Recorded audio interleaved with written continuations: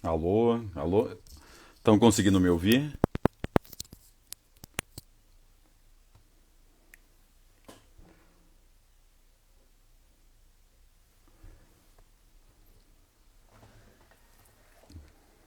Silvani, vocês estão me ouvindo?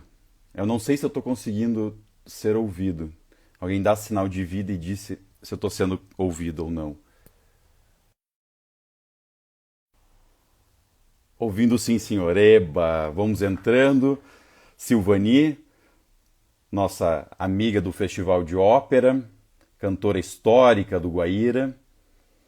Minha tia Marian, além de tia amiga. Quem mais? Fábio Antunes. Fábio Antunes é o nosso técnico, nosso chefe da técnica do Festival de Ópera.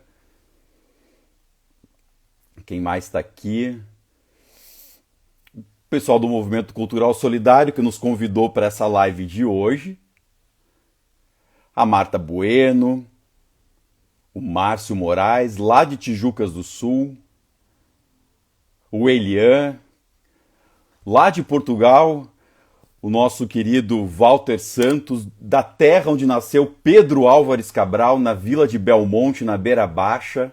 A Jean Verger, que foi a minha diretora do Teatro Cine Glória. Quanto tempo, Jean? E a Jean também estudou na Pontifícia Universidade Católica comigo. Lutfie. O Vinícius, que estudou comigo no Colégio Militar, está entrando também. Vamos esperar o povo entrar para a gente começar, para quem entrar logo depois não ficar perdido. Quem mais?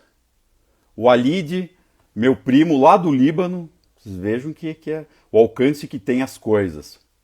Pessoal, eu vou começando, para não perder muito tempo, tem muito pouco tempo, mas vamos lá. O pessoal do Movimento Cultural Solidário, né, na pessoa da Débora Celeste, que é minha querida amiga, já trabalhamos juntos há muitos anos atrás, e que agora encabeça esse movimento solidário para amparar os artistas nesse momento terrível que estamos vivendo de pandemia, me convidou para falar alguma coisa ou para fazer alguma coisa dentro dessa corrente do bem que nós estamos. Sabem vocês que nós também estamos pugnando por uma lei, por um projeto de lei, o projeto de lei 168 de 2021, aqui na nossa Assembleia Legislativa do Estado do Paraná, para que tenhamos uma bolsa artista para que aqueles que não podem trabalhar, para aqueles artistas e técnicos e fazedores de cultura que não podem exercer esse ofício, possam, pelo menos, conseguirem comer e sobreviver até o final dessa pandemia que aqui no Brasil resiste e tarda a terminar. E o tema que eu escolhi para falar foi justamente o tema que me é muito tranquilo para falar, que é sobre a ópera no Paraná, sobre a ópera no nosso estado do Paraná, que até parece que o Brasil não tem ópera, ou parece muitas vezes que a ópera é algo elitista, ou pertence a outros povos, e que nós, paranaenses, nós curitibanos, nós aqui no sul do Brasil, até brasileiros, não temos uma profícua produção operística e não temos grandes nomes da ópera. Mas muito pelo contrário, o Brasil legou ao mundo não só um estilo muito próprio de ópera, existe um estilo próprio de ópera do Brasil, e também nós conseguimos interpretar e fazemos ótimas montagens também da ópera europeia e até da ópera asiática, inclusive.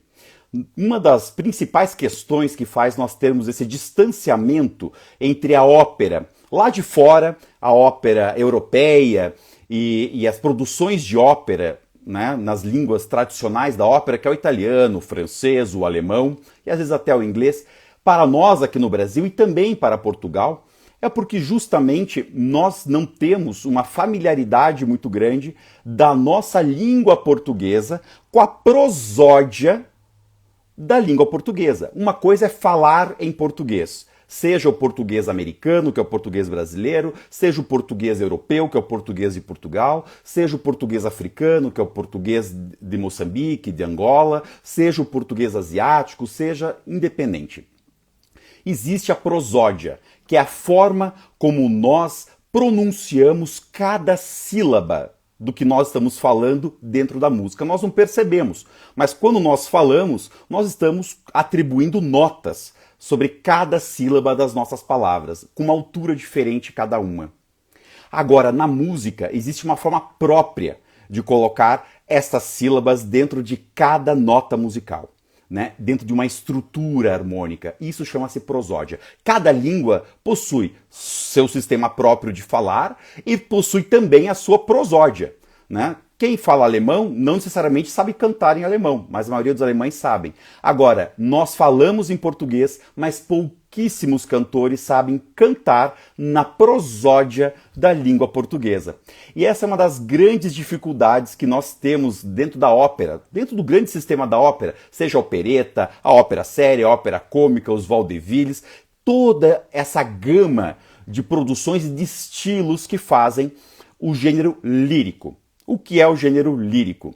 O lirismo não é somente aquela forma especial de projetar a voz com técnica, né? Justamente na época em que nós não tínhamos os equipamentos como nós temos hoje. Mas o lirismo também faz parte da literatura. É tudo aquilo que é imbuído de dramaticidade.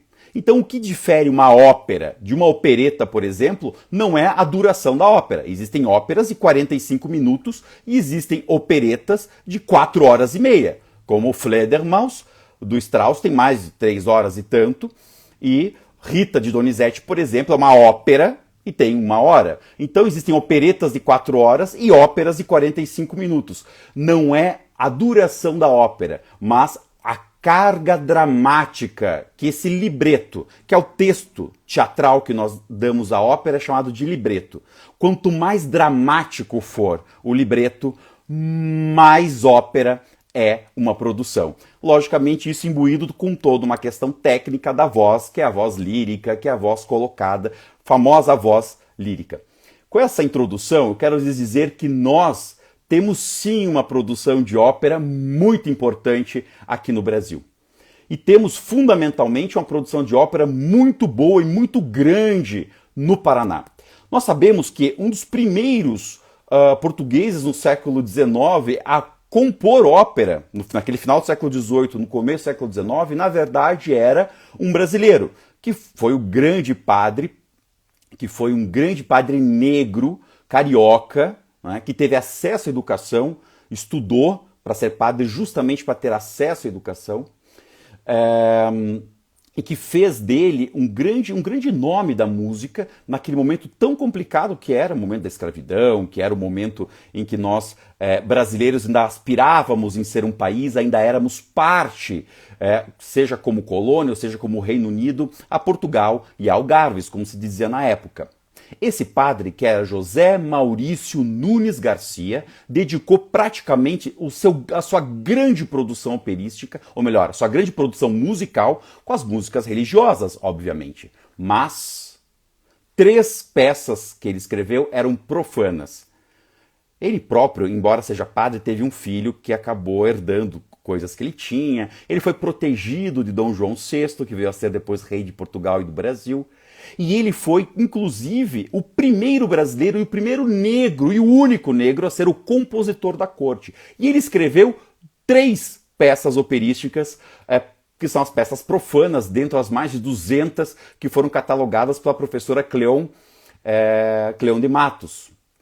Cleóferson de Matos, que foi uma grande pesquisadora carioca que morreu no começo dos anos 2000 e se dedicou a vida dela inteira a buscar as obras do padre José Maurício Nunes Garcia. Parte dessa obra dele que estava desaparecida operística, tive eu a sorte de achar as partituras no Paço Ducal de Vila Viçosa, em Portugal. Eu espero que daqui a um pouquíssimo tempo nós possamos montar a Odisseia do padre José Maurício, que pode ser considerada a primeira ópera totalmente brasileira composta justamente por um negro. Isso é muito interessante porque o primeiro brasileiro que se dedicou a escrever óperas foi um certo judeu. Era assim que se dizia daquele Antônio o Judeu, que foi um grande compositor, um grande produtor de teatro, inclusive foi objeto de filme, né? Yom Tom Azoulay, que foi inclusive embaixador do Brasil em vários países da Europa, também é cineasta, e nos anos 70 dirigiu um filme chamado O Judeu, que é um filme interessantíssimo, que mostra a perseguição que esse grande compositor do século XVIII sofreu no Brasil e que ele perdeu tudo justamente por não professar a fé cristã. Esse Antônio o Judeu, ele escreveu algumas óperas interessantíssimas do Brasil e apresentou elas, inclusive outras tantas que escreveu em Portugal, no Teatro do Bairro Alto, em Lisboa. Inclusive, onde era o Teatro do Bairro Alto em Lisboa, esses tempos atrás, inclusive, estive lá vendo, hoje é parte da Santa Casa de Misericórdia, lá de Lisboa. A entrada do antigo Teatro do Bairro Alto, onde esse brasileiro, onde esse judeu perseguido, ou como era chamado na época, este marrano, de extremo bom gosto, de extremo talento, sofreu e foi perseguido. Uma das peças mais engraçadinhas dele era uma ópera que ele chamou A Guerra do Alecrim e da Mangerona. E foi justamente essa peça deste judeu, como era chamado na época, as Guerras do Alecrim e da Mangerona, é que foi apresentada em Paranaguá por volta de 1808 e que pode ser considerada de registro, talvez a primeira ópera apresentada em solo paranaense. Logicamente, no Rio, são vários e eram vários os locais onde a ópera era apresentada substancialmente quando o Rio se torna a capital do Brasil. Agora, aqui no Paraná, era muito difícil nós termos isso. Haja vista que em Paranaguá, o primeiro lugar onde teatro e ópera foi feita era justamente num beco, ao ar livre, no chamado Beco do Teatro. Não porque ali houvesse ou tinha um teatro construído, mas porque ali é que se fazia o tablado, ali é que se colocava o teatro. É muito interessante ressaltar isso porque eu não acho que seja em Paranaguá a partir de 1808, e aqui me permitam a crítica paranista, vocês me conhecem, sabem o quanto eu amo o Paraná e quanto eu luto pelas nossas coisas paranaenses, mas eu não posso considerar que a ópera tenha no Paraná surgido de primeira vez justamente em Paranaguá. Esse pensamento lusocêntrico em que o Paranaguá, terra inclusive da minha mãe, terra da família da minha mãe, terra que eu gosto muito, foi o berço da civilização paranaense, é uma mentira. Porque Paranaguá é a primeira cidade portuguesa no sul do Brasil, mas não é a primeira vila no Paraná. Haja vista que todo o interior do Paraná fazia parte, até metade do século XVIII, no chamado Gobierno del Guairá, que era parte do Paraguai. E dentro desse Gobierno del Guairá, por isso o nosso teatro Guaíra chama-se Guaíra, por conta desse grande nome, o Paraná chamava-se Guaíra, chamava-se Guairá. Graças ao índio Guairacá, que foi um grande silvícola, que com uma tropa de 100 mil índios expulsou os espanhóis, primeiramente daquela região, dando chance aos portugueses de conquistarem o oeste brasileiro a partir do Paraná. Mas essa é uma outra história. E nesse território espanhol, que hoje é o interior do Paraná, foram fundadas várias cidades, inclusive um país, que foi a República Teocrática del Guairá, o primeiro Estado-nação da América. E esse primeiro Estado-nação era governado pelos jesuítas e não diretamente pela Santa Sé. Várias eram as cidades. A capital era Santa Maria Maior. Ficava mais ou menos onde é hoje o Parque Nacional do Iguaçu. Inclusive, das quase 12 cidades e vilas dessa grande república teocrática, que foi fundada pelos jesuítas naquele começo do século XVI, aqui nós estamos falando em 1515, 1518, 1552, já era um país. Quase todas as cidades já foram suas fundações descobertas. E imaginemos que nessas cidades espanholas, nessas cidades jesuítas, desse país chamado República Teocrática del Guairá, obviamente havia música. E era música sacra. Era música também lírica. E, obviamente, muitos desses jesuítas eram holandeses. Regiões como hoje de Campo Mourão, Guarapuava, Foz do Iguaçu, Guaíra, a cidade de Guaíra, lá no noroeste, os Campos de Palmas, tinham uma profícua produção musical e, obviamente, operística. Esses jesuítas, muitos deles de origem holandesa, eles traziam, por intercâmbio, vários compositores de Amsterdã, de Haia, diretamente para o interior do Paraná, isso em pleno século XVI. Obviamente, Domingos Jorge Velho e outros tantos bandeirantes que, em nome da coroa portuguesa, destruíram e varreram do mapa essa república, que é verdadeiramente a nossa origem, verdadeiramente a nossa cultura. Da onde vem a roupa do gaúcho? A roupa do gaúcho não é uma roupa do sul, do extremo sul do país, mas uma roupa sulina que começa nesses apossamentos espanhóis aqui na região do Paraná. E ali começa a nossa música. Obviamente, como tudo isso foi destruído, não sobrou material, não sobrou provas materiais para que pudéssemos hoje reconstruir e estudar melhor essa música. Mas o início da música, fundamentalmente lírica no Paraná, começa no interior. Porém, voltando à nossa visão lusocêntrica de tudo, onde tudo começa por Paranaguá, ou melhor, pela Ilha da Cotinga, ou melhor ainda, lá pela barra da divisa entre o Superagui e Cananéia, nós podemos imaginar que os também jesuítas, antes da sua expulsão pelo Marquês de Pombal, também faziam procissões, também tinham as missas, os motetos, os tedeums e as cantatas, que são uma forma de ópera sem ser encenada. Inclusive muitas óperas que hoje nós encenamos, como La Betulia Liberata, do Mozart, que conta uma história judaica muito bonita, ela na verdade é uma cantata, né? Se nós colocarmos cena, se nós encenarmos uma cantata, ela se torna uma ópera, ela possui todos os elementos. Então Paranaguá já começa com os jesuítas, com o serviço religioso, a ter essa ópera presente.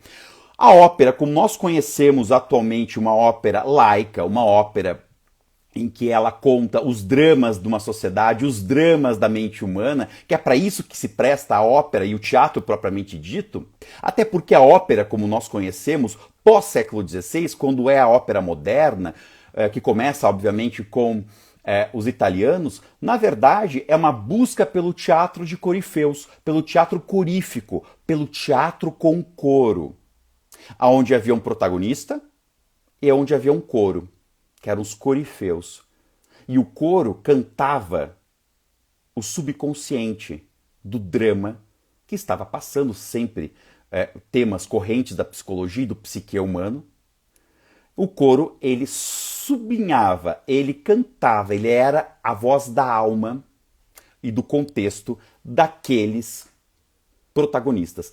Na ópera moderna, obviamente, nós temos isso personificado pelo solista e pelo coro propriamente dito, né?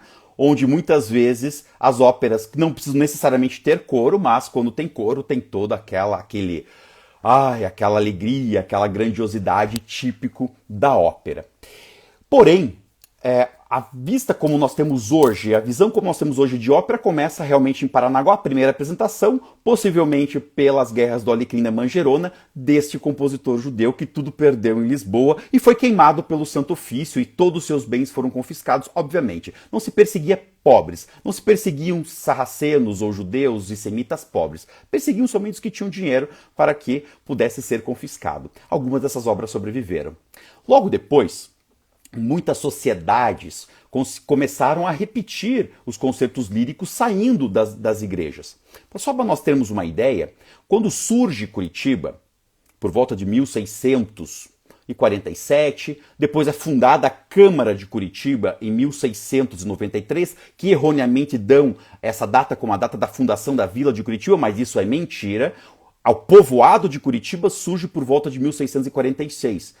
Em 1654, a transferência da sede. Em 1668, é erguido Pelourinho. Isto é, Curitiba já tinha foros de vila. E Curitiba vira sede, cabeça de um conselho, com a Câmara Municipal em 1693. E nessa época, 1/3 de todo o dinheiro que era arrecadado pela Câmara de Curitiba com os impostos iam para o serviço religioso de música. 1/3 de tudo que era arrecadado pela Câmara de Curitiba virava música. Obviamente a cidade ou a vila de Curitiba na época tinha mais música do que gente.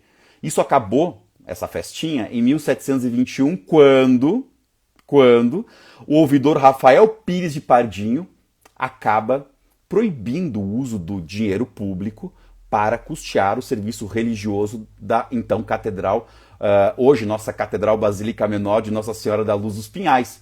Então surgem as irmandades religiosas, como a de São Benedito, dos Homens Pretos, cuja sede hoje é a Igreja do Rosário, ou a Ordem Franciscana, a Ordem Terceira de São Francisco, hoje a antiga sede é a Igreja de São Francisco, no Largo da Ordem, etc. E essas irmandades se deram conta e começaram a responder, então, pela música da cidade, e isso em todo o Paraná. Obviamente, a ópera não tinha espaço nesses locais.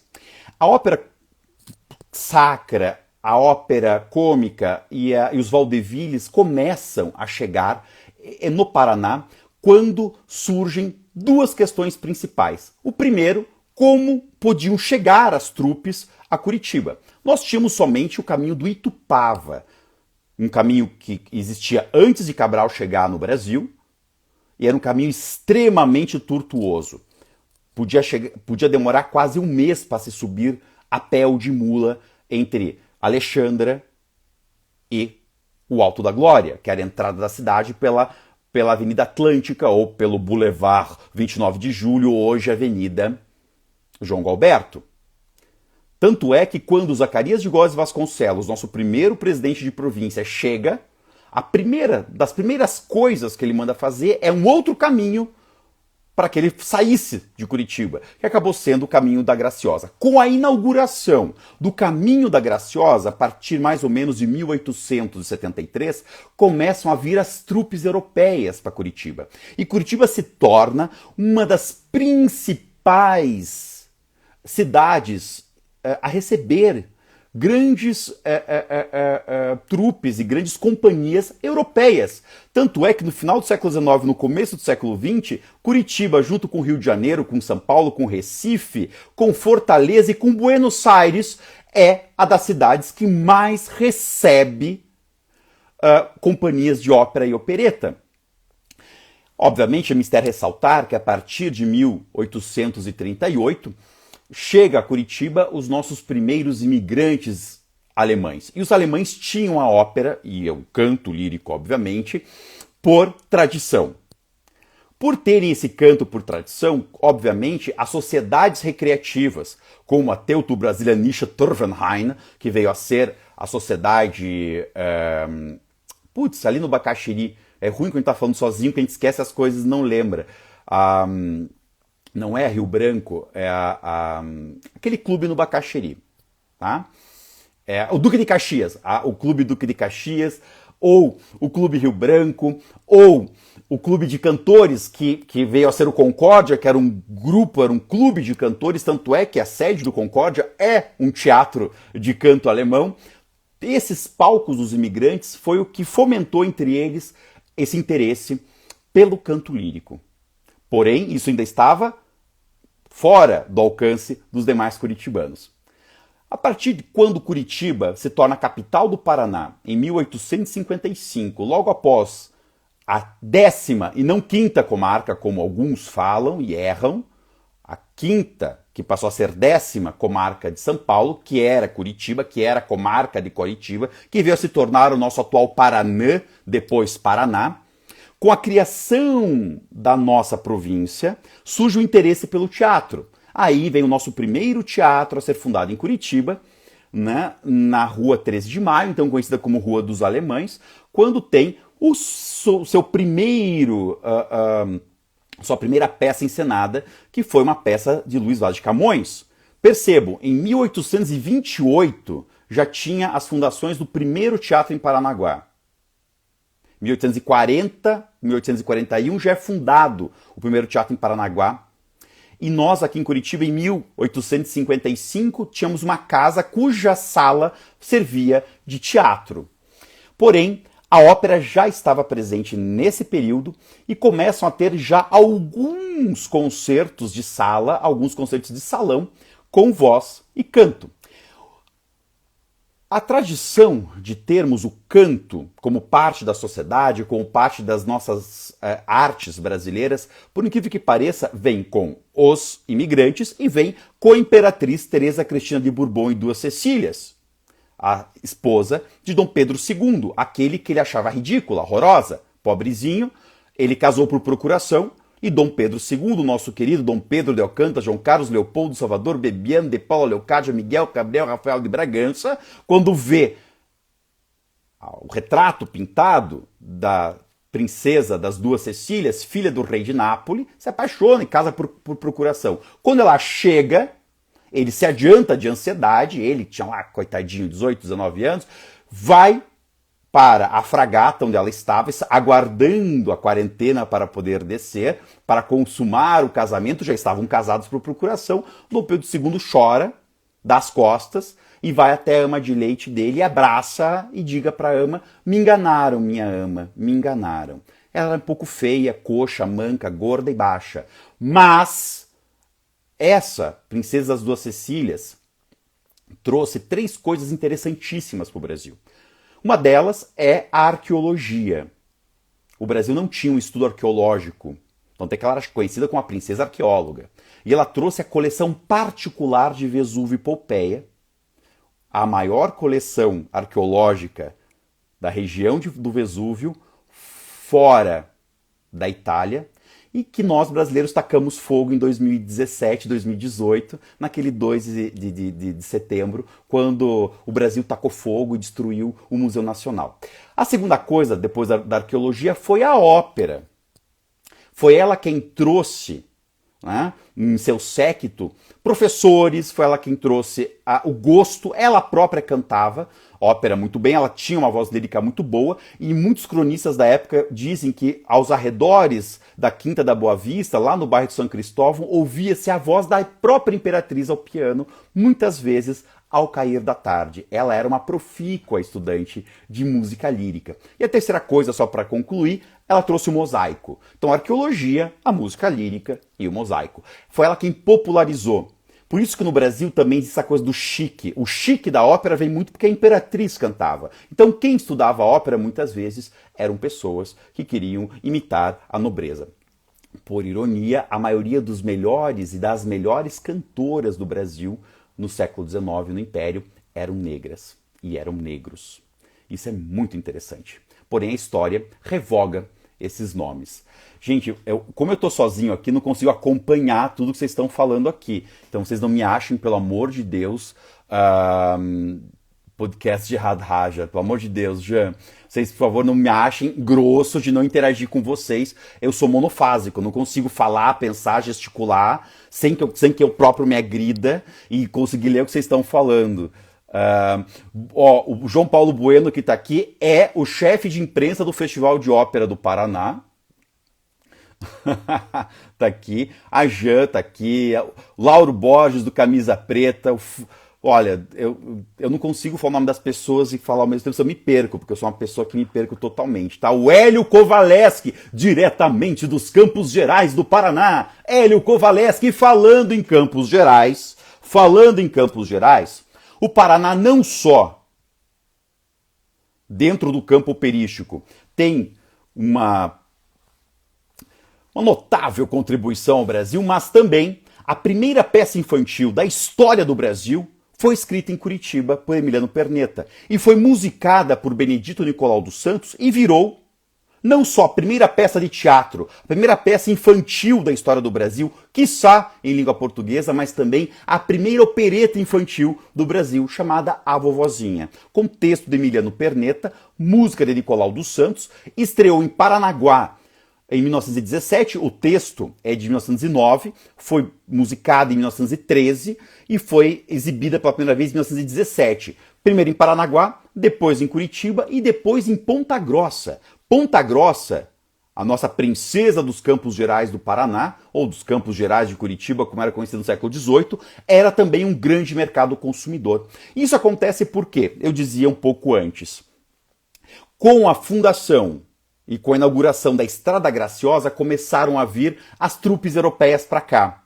E começou-se a ter chance de termos os cenários chegando aqui. Como é que se chegava um ciclorama? Como é que se chegava caixas de figurino? Como é que se chegava um piano em Curitiba? Se não fosse por boas estradas e depois, em 1885, a Estrada de Ferro. O primeiro piano que chegou em Curitiba chegou no lombo de 4 escravos no final do século XVIII e pertenceu ao Lourenço Pinto, e que na sua casa, praticamente no centro do centro de Curitiba, hoje Praça Tiradentes, na época chamava-se Largo da Matriz, ficava exibindo a sua pianola, só que ninguém em Curitiba sabia tocar um piano. O primeiro piano que foi tocado de forma profissional em Curitiba foi o piano do primeiro prefeito e do juiz de órfãos da cidade, que foi José Borges de Macedo, hoje nome inclusive da praça anexa à Praça Tiradentes. E esse piano também veio no lombo de 8, ou melhor, nos ombros de 8 mulas, e que depois, no meio do caminho, por ter quebrado no meio o piano, acabou sendo transportado no ombro de escravos. Obviamente, com a inauguração da Estrada de Ferro Curitiba-Paranaguá, em 1885, nós tivemos o começo do desenvolvimento das artes, da técnica, do profissionalismo. Lembrando que os tempos eram outros. Uma cantora que chegou a se apresentar em Lapa, em 1885, mostrou o tornozelo e foi expulsa da cidade. Então, o simples fato de termos mulheres no palco, o simples fato de termos pessoas de fora da cidade cantando, o simples fato de termos uma cidade tão pequena como Curitiba ter uma efervescente vida cultural já nos mostra como o poder aquisitivo aqui podia adquirir esses bens culturais, até porque a produção era mais cara do que era hoje e porque isso era beneficiado através de um ciclo econômico, que foi, primeiramente, o ciclo da erva mate. Foi o ciclo da erva mate que fez a primeira universidade do Brasil, que é a Universidade do Paraná, que fez o Clube Curitibano em 1882 e deste clube, em 1884, a primeira orquestra de ópera do Paraná. Haviam, cada sociedade, e haviam, além das sociedades de imigrantes, as famílias, como a família Haupt, a família Hertel, a família Trotzner, haviam várias orquestras familiares. Várias. Mas a primeira orquestra aberta foi a orquestra, depois, fora as orquestras de serviço religioso, como da igreja ou das igrejas, era a orquestra do Clube Curitibano, fundado com aquele mote, o lema, Malum non admit, aqui não se admite o mal, cuja sede social importantíssima hoje aquele prédio do Malucelli, na esquina da 15 com a Barão do Rio Branco, e que a sede campestre era a do Água Verde, que hoje é a sede social. As pessoas marcavam viagem para chegar no Água Verde, né, para além da Colônia Dantas. Tinham que atravessar o Ribeirão do Água Verde, que cruzava a República Argentina, para poderem chegar naquilo que ficava além do Ribeirão do Água Verde, a sede campestre do Clube Curitibano. E foi esse clube que fez as primeiras produções de ópera, pois desse clube também surgiu o Grêmio Musical Carlos Gomes, onde começamos a ter os primeiros nomes da nossa ópera paranaense curitibana. Dali sai o grande Seu Bilo, que era o Gabriel Ribeiro, que foi também o criador, e veja como é interessante isso, também o criador do choro no Paraná. Os mesmos homens, as mesmas mulheres, as mesmas pessoas que criaram a ópera do Paraná também criaram o choro. E é uma coisa muito interessante porque, como no Rio de Janeiro, o choro é algo que vem das classes de base, dos bairros afastados, em Curitiba o ciclo é o contrário. O choro começa nas classes mais altas junto com a ópera. E muitas vezes a ópera aqui era praticada pelas classes mais baixas. Curitiba tem essa coisa muito interessante. Até a fundação do hoje Teatro Guaíra, na época Teatro São Teodoro, em 1886, havia essa inversão muito clara. A própria casa do Seu Bilo, do Gabriel Ribeiro, que ficava na Rua do Comércio, hoje Avenida Marechal Deodoro, era um salão onde se recebiam as pessoas para se fazer choro e ópera.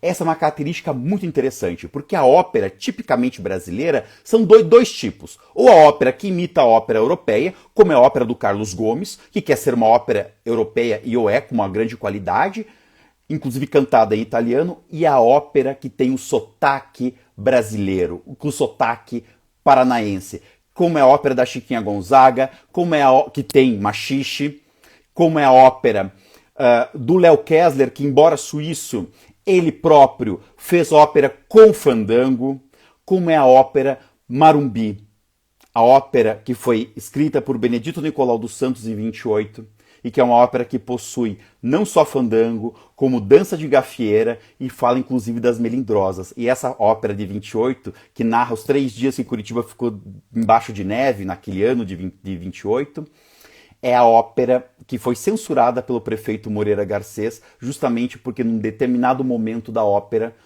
um dos personagens diz que o prefeito só asfalta e o prefeito só coloca ladrilho de frente à casa dele e não nos bairros periféricos da cidade. Isso fez com que a ópera fosse censurada e parte dela nunca tivesse sido exibida até que nós, eu inclusive metido nisso, restaurei, e muitos que estão aqui na sala que participaram dessa empreitada de remontar, agora a primeira vez completa, a Ópera Marumbi, em 1915, que foi o início do Festival de Ópera do Paraná, que nós criamos e que hoje é o maior evento lírico do país. Mas não foi o primeiro festival que teve no Paraná.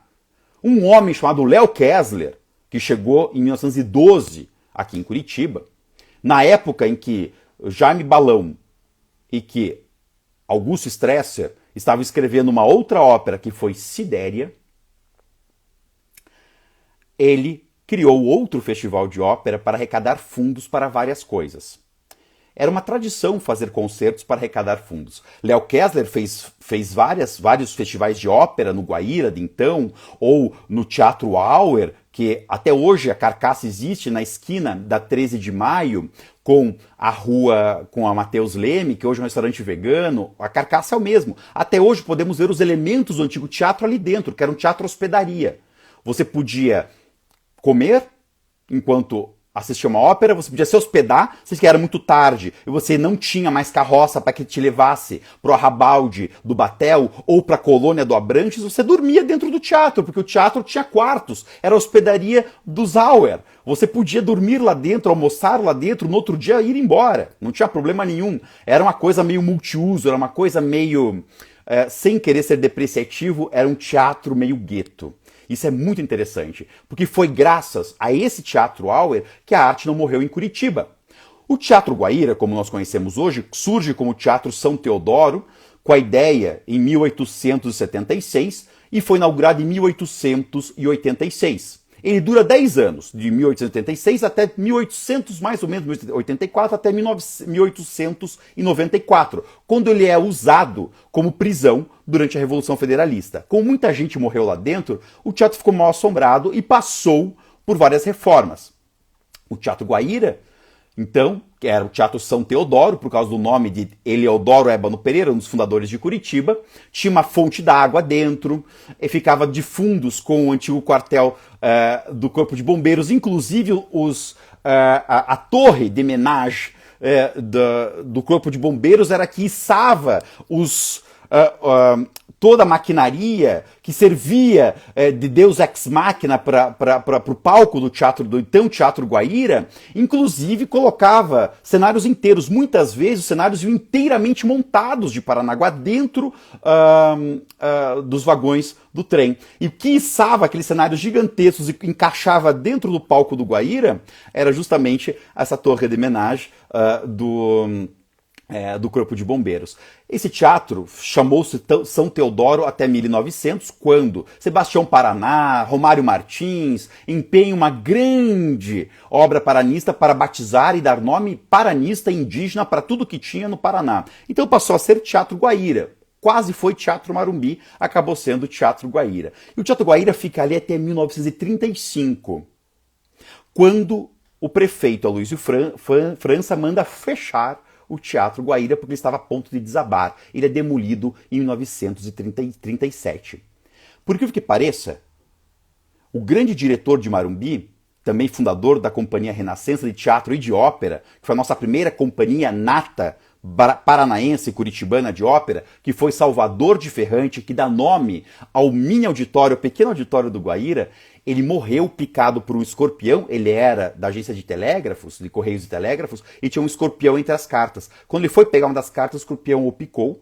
E como se dizia em Curitiba na época, os doentes morriam de longura, porque a Santa Casa de Misericórdia ficava muito longe do centro. Ficava onde hoje é, na André de Barros. Só que as pessoas achavam longe sair da Praça Tiradentes e chegar na André de Barros. Então dizia-se à época que os doentes morriam de longura, tinham que atravessar o Largo dos Sapos, o Charco dos Sapos, hoje Praça Rui Barbosa. Pois então, ele não deu tempo de chegar lá longe, na Santa Casa de Misericórdia, e morreu picado por aquele escorpião com menos de 40 anos de idade. Porém, é justamente na hora que Salvador de Ferrante falece é que começa a demolição do Teatro Guaíra.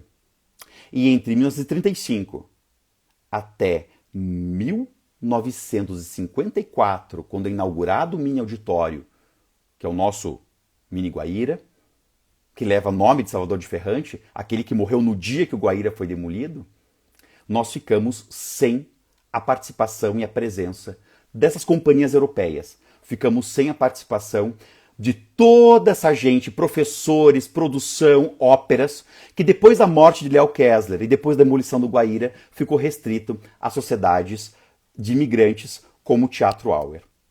Esse vacácio, esse silêncio que nós tivemos na época foi muito custoso para o Paraná. A Academia de Música de Curitiba, o primeiro conservatório que nós fundamos, que tivemos no Paraná, foi fundado em 1916 pelo Léo Kessler e depois assumido, depois de seu suicídio em 24, pelo maestro Antônio Melillo. Inclusive, essas duas placas que eu tenho aqui em casa, do João Turim, eram placas que eram do Conservatório de Música do Paraná da época. Hoje o Conservatório de Música do Paraná é a FAP, acabou se transformando na FAP, depois de muitas mudanças, foi estatizado nos anos 40, etc., e se tornou a FAP. Porém, nós formávamos cantores que não tinham aonde cantar, não tinha produção. Com a volta pujante do Guaíra em 54 e depois com a inauguração do grande auditório, que foi um dos 10 maiores auditórios de ópera do mundo, e, segundo crítica dos anos 70, a melhor casa de espetáculo para ópera do planeta Terra é o nosso grande Guaíra, porque ele foi projetado pelo Meissner, pelo grande arquiteto que pensou o Guaíra, para ser uma casa perfeita de ópera. E o que serve para ópera serve para as outras grandes produções de outras linguagens artísticas. Tanto é que tudo que tem dentro da cenografia, o espaço de carros, o urdimento, os fossos, tudo é pensado para a ópera. Inclusive a própria, chamada hoje Sala 300, etc., é a sala de escape do coro, justamente para entrada e saída rápida de cena. Porque pensou-se naquelas grandes produções que depois o próprio Teatro Guaíra chegou a fazer nos anos 80 e nos anos 90, que notabilizou Curitiba como uma das maiores cidades para assistir ópera no mundo. Tanto é que a Varig tinha uma escala que saía de Rio de Janeiro, São Paulo, vindo para Curitiba, de tanta gente que vinha de Rio e São Paulo ver as produções de ópera em Curitiba. Isso acaba quando o Guaíra para de produzir ópera durante o final do governo Jaime Lerner e acaba se tornando uma grande coisa espaçada de produções operísticas que vem a ser, de fato, suprida com alguns projetos da Fundação Cultural de Curitiba, até que alguns produtores, alguns músicos, alguns cantores se juntam e formam o Festival de Ópera do Paraná. E aqui nós contamos com a incrível ajuda da administração do próprio Teatro Guaíra, na figura da Mônica Richbiter, que foi a primeira pessoa que acreditou no projeto, e voltamos a ter então uma cena lírica, uma temporada lírica, empregando, mostrando e fazendo Curitiba de volta a entrar no cenário da ópera do mundo. Obviamente, o que eu tentei traçar aqui foi um rápido bosquejo da ópera no Paraná, em Curitiba. Obviamente queria discutir cada ópera, cada compositor, mas eu tenho 1 hora e eu não consigo falar tudo o que eu queria falar e nem consegui falar devagar com tudo aquilo que eu queria compartilhar com vocês. Mas eu quero lhes dizer que a ópera existe no Paraná, que nós temos grandes cantores no Paraná, nós temos sim um cenário de música lírica e de ótimos profissionais. Nós conseguimos fazer ópera não só em grandes teatros, mas desde tribo indígena até favelas. Nós conseguimos montar ópera no nosso estado, inclusive que chegou a ser notícia fora do país. E nós, que somos trabalhadores e trabalhadoras da ópera, técnicos e técnicas da ópera, que é muito específico, os técnicos de ópera são muito específicos da nossa linguagem, os artistas de ópera são muito específicos da nossa linguagem, nós também estamos sofrendo nessa pandemia. Porque a primeira parada que teve na ópera no Paraná foi justamente na gripe espanhola de 1918, onde morreu o grande compositor Augusto Stresser. E depois, subsequente, a pandemia de gripe, ou melhor, de tifo, que também Curitiba foi alvo, justamente por uma grande cagada, literalmente uma cagada, porque a companhia de águas da época, não existia a Sanepar, colocou 2 canos paralelos e pessoas infectadas de tifo, os excrementos dessas pessoas, acabou, quando o terreno trabalhou, quebrando. E esses excrementos, né, acabaram contaminando a água potável do cano que passava embaixo. E a água de toda Curitiba ficou contaminada por tifo. E Curitiba quase foi à extinção. Essa época da gripe espanhola em 18 e do tifo em 19 foram as nossas maiores paradas, não só nos outros ramos econômicos, mas também para nós artistas de todas as áreas e também da ópera. Agora estamos parados de volta e é por isso que eu aceitei esse convite da Débora Celeste para falar algo sobre a ópera no Paraná, a ópera no Brasil, que ainda que seja um rápido bosquejo, justamente para que nós possamos entender a importância que nós temos como artistas e a importância que nós merecemos. Naquela primeira parada que teve da gripe espanhola, Curitiba fabricava, aqui a Verônica Rodrigues não gosta que eu falo fabricava, mas o internato Nossa Senhora da Luz, o manicômio de Curitiba, não somava 200 loucos por ano que davam entrada. Depois do confinamento em 1918, foram mais de 3.000 por ano. Isso justamente porque faltava arte. As pessoas ficaram confinadas sem cultura, apenas com alguns jornais que chegavam. Não tinha novelas, não tinha streaming, não tinha vídeos, não tinha filmes, não tinha música. A ausência da cultura enlouquece um povo. Se nós somos um povo, é porque existe uma cultura que nos une como seres humanos em cima de um território. Isso é antropologia. Nós, artistas, somos quem avisamos, demos a entender de quão importante é a cultura. Eu não quero estagnar todo o tempo aqui, eu acho que tem muita gente falando. Marisa Meibon, Marisa, nossa amiga do Teatro Guaíra, servidora pública, Manuele, que foi nossa colega do curso de Direito, Juarez, professor universitário. Gente, é muita gente aqui, eu não consigo. Reinaldo, que também é cantor. Gente, é muita gente aqui. Paulo Gonçalo, Paulo Cabeças, lá do Distrito da Guarda, também na Beira Baixa, eu acho que a Guarda já é Beira Alta em Portugal. Evilnei, nosso fagotista da Orquestra Sinfônica do Paraná. Miriam Catarino, que trabalhou comigo na Secretaria Municipal do Trabalho e Emprego. Lembra das nossas bagunças? Miguel Cominos, grego. Um dia podíamos falar só sobre a ópera grega, hein, Miguel? A Fátima Bahai, inclusive, é minha prima. Eu estava lendo o nome dela, mas é minha prima, Fátima Rajad Bahai. Emilise Cury de Macedo, nossa Patrícia também da comunidade libanesa, também cantora. Temos aqui João Carlos Moreno, cantor, marido da grande maestrina, que é a nossa diretora artística do Festival de Ópera do Paraná, foi inclusive da última edição, a grande maestrina bielorrussa, a nossa professora, Fernando Melo, professor também. Gente, eu não consigo falar e ler ao mesmo tempo. Vocês me desculpem, eu não tenho experiência em lives. Eu só sei fazer live quando tem alguém junto, entendeu? Porque eu não consigo administrar coisa, eu já não consigo segurar minhas mãos, quiçá administrar uma live, né? A Débora devia estar aqui me ajudando, né, Débora? Daniele Prestes, atriz. Patrícia Barnac, muito obrigado pelo elogio. Obrigado por todas as palavras de carinho de vocês aqui. Se tiverem perguntas, eu me perco aqui. Olha, o Cláudio Maria Valentinetti está aqui também nos assistindo, ele que é sobrinho da Lina Bobardi, arquiteta do MASP, que também construiu auditórios, inclusive o auditório do MASP, é um auditório que serve ao canto lírico, e ele próprio, um grande escritor. Eu sei de cor a biografia que esse querido Cláudio Valentinetti escreveu sobre o Visconti, o grande diretor italiano. Márcio Zanchettini, da grande família de circenses aqui. Gente, muito obrigado pela presença. Vamos nos unir. A Jane Dávila, filha de Edson e de Delcy Dávila. Edson Dávila, pai da Jane, roubou a namoradinha do Érico Veríssimo, que veio a ser a mãe da Jane.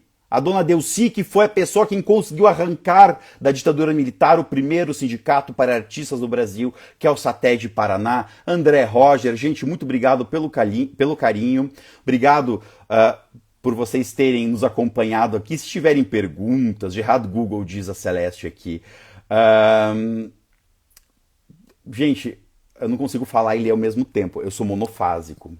Eu sou muito monofásico. Vocês me desculpem. Eu acho interessante ressaltar, dentre tantas coisas que estão sendo faladas aqui, que o Brasil possui ópera, que grandes nomes da ópera brasileira e paranaense são nativos do Brasil, e muitos são negros. Não só, como eu já elenquei no começo, o padre José Maurício Nunes Garcia, nosso primeiro brasileiro, que foi o compositor da corte. É muito interessante dizer isso, porque ele perdeu o posto para compositor da corte para um outro compositor, que foi o Marcos Portugal, porque ele era negro.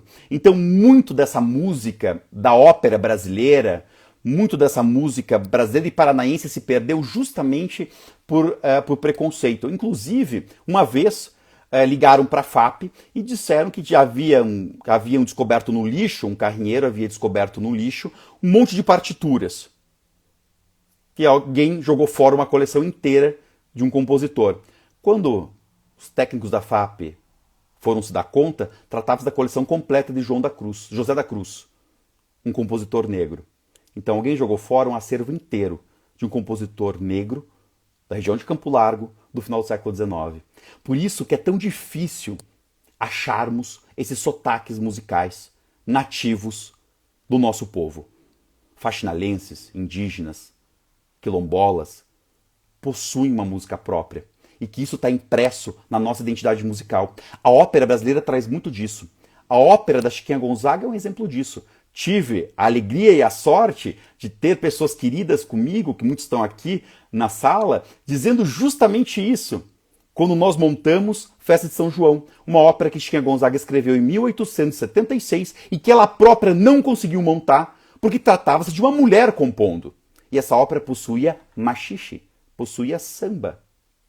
Uma ópera de ritmos brasileiros. Uma ópera nativa nossa. Uma ópera com o nosso sotaque. Curitiba e o Brasil deixou Chiquinha Gonzaga morrer sem ouvir sua primeira produção. A Luísa Azevedo chegou a escrever para Chiquinha Gonzaga dizendo: pare de compor operetas, é demasiado difícil para uma mulher. E ela precisava sustentar os filhos, porque ela era uma mulher que sustentava sozinha a família. Era uma chefa de família. Isso é muito emblemático, porque em 1880 ela é proibida de escrever óperas e operetas, e em 1885, 5 anos depois, ela se torna a primeira mulher regente de orquestra da América e a principal e mais querida compositora da corte brasileira, da família imperial brasileira inclusive, e ela própria republicana. Isso é muito interessante. Pessoal, então estamos chegando ao fim aqui. Eu queria voltar a conversar com vocês. Se a Débora Celeste me convidar para outros papos em prol do movimento cultural solidário, eu estou à disposição de vocês. Muito obrigado pela disposição de vocês me ouvirem, muito obrigado pela presença de vocês. Tem gente aqui de vários lugares do mundo que eu estou vendo que entraram. Eu sou muito feliz em tê-los, todos vocês, como amigos. Eu sou muito obrigado a vocês por terem me acompanhado na minha trajetória como artista, como técnico, como produtor e como amigo de vocês. Muito obrigado pela amizade de vocês.